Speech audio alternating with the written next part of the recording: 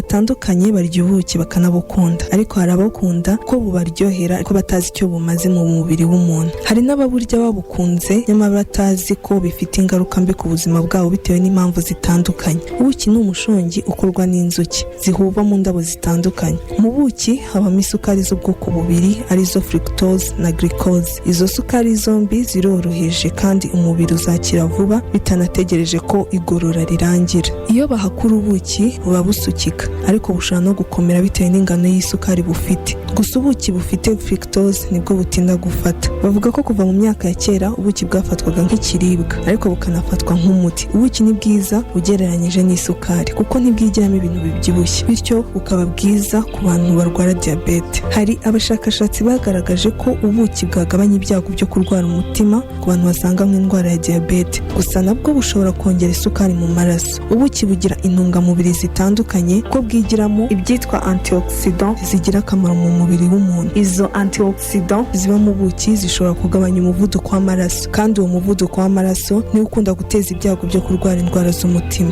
Ubuki bugabanya ibinure by'ubwoko bubi mu mubiri, bukongera urugero rw'ibinure bikenewe, kuko iyo ibyo binure bikomeje kwitsindagira mu mubiri nabyo bikurura indwara z'umutima. Ubuki kandi bugira n'ibindi byiza nko gufasha amaraso gutembera neza mu mubiri, bukarinda umuntu kurwara indwara zo kwifundika kw'amaraso. Ubuki bushobora kwifashishwa mu kuvura ubushye, ibikomere ndetse n'ibindi bibazo by'uruhu bitandukanye.